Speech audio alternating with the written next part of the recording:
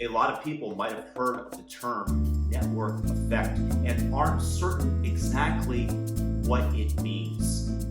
What it is, it's the premise that as the number of users on the network grows, the more valuable the network becomes. Now imagine that you're Alexander Graham Bell and you have invented the telephone. Congratulations. Unfortunately, it's worthless. Why do I say that? Because you have nobody to call. But the second that I install a second line onto the network, suddenly the invention has utility. Ring, ring, ring, ring. Hello? But if none of my friends owns a telephone, I'm not really incentivized to purchase one.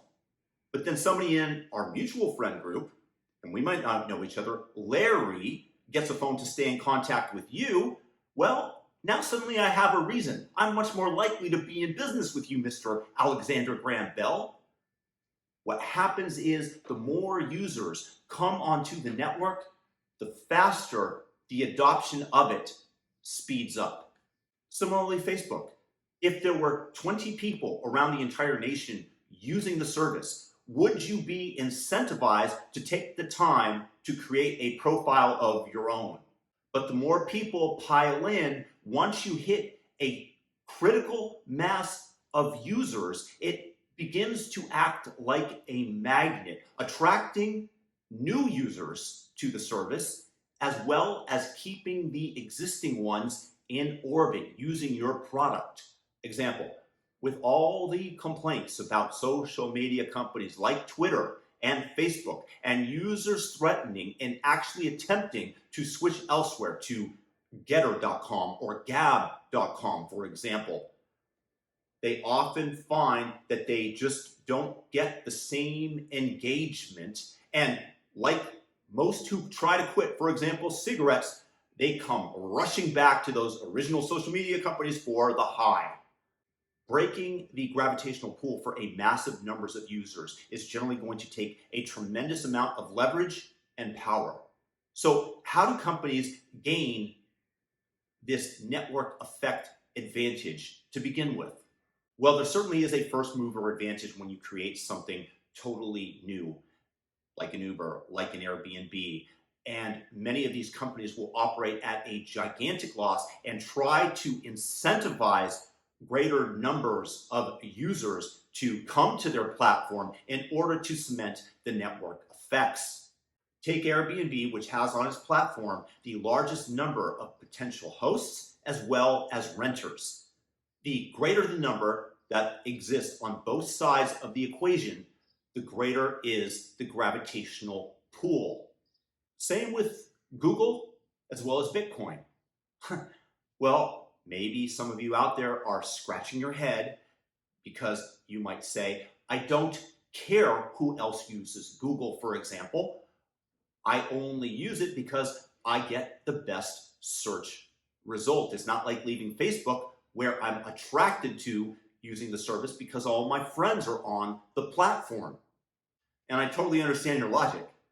The difference here is that on Google, you get superior results because of all the data generated by the users. Thus, the greater number of users that they have, the greater amount of data, which helps give you better results than you get on Bing, on Yahoo, on Brave. Once again, the greater number of users help them generate superior results, the harder it becomes to break the gravitational pull of this network effect. Okay, you grant me that, but then you're still wondering about Bitcoin. Once again, the greater number of people out there that believe that Bitcoin is an incorruptible store of value with a fixed and limited supply, the greater that number of businesses that will be willing to accept it as a payment. As more businesses come online, the greater number of users will begin to adopt it. They can spend it somewhere, especially if they can use it as remittance payments and save a tremendous amount of money that would otherwise end up in the pockets of Western Union.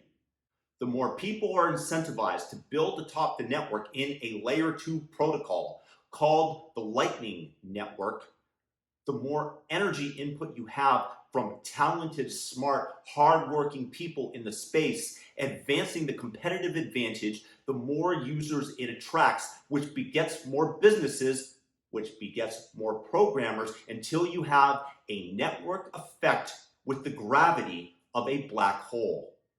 So, can a network effect be broken? Absolutely.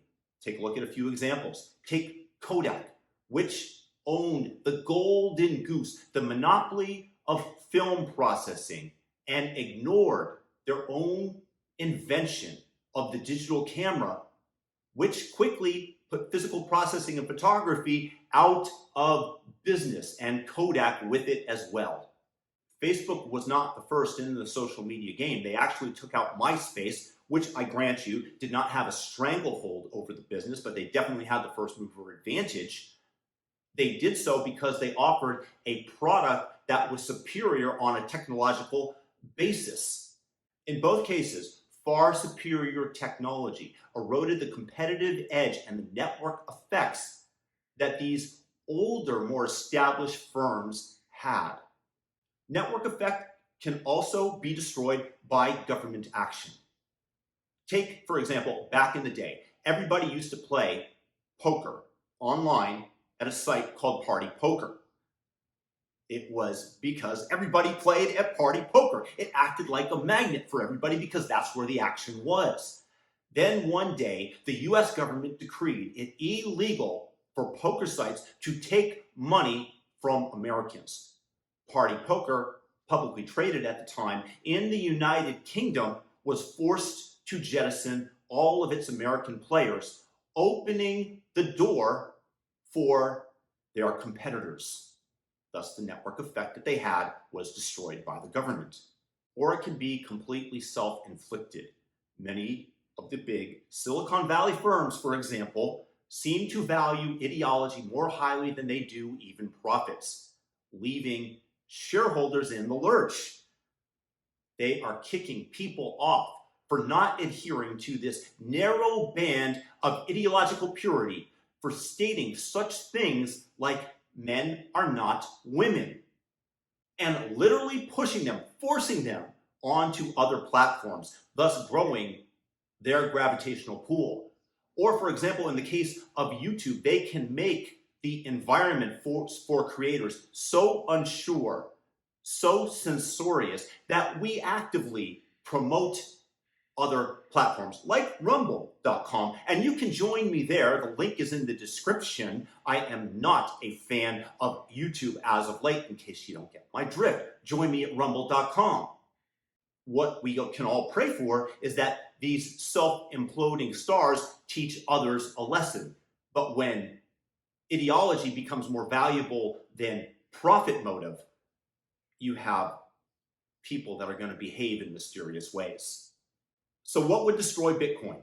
Well, government action is top on the list, and China actually tried to ban the mining of Bitcoin within its borders and merely sent that mining, those mining rigs, out to other jurisdictions, thus proving the resilience of the network.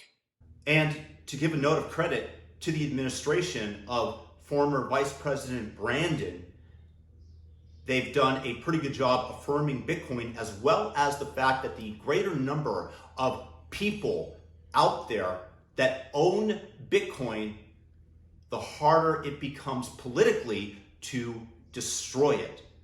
As the globalist cucks and the commies, along with the elites of the World Economic Forum, would dream of. But network effects and the potential to develop them are a key reason to invest in any company, because your stream of revenues is going to be more secure. Thus, people are willing to pay a higher multiple for them. That is, until what seems like an impregnable business model gets chipped away at and eaten by new technologies that emerge and destroy what was once a dominant network. Guys, I hope that you got something out of this. Please share this video with people if you think that they would gain a greater understanding. Thumb up the video and feel free to subscribe. Hit the all notification bell if you do. Have a blessed day.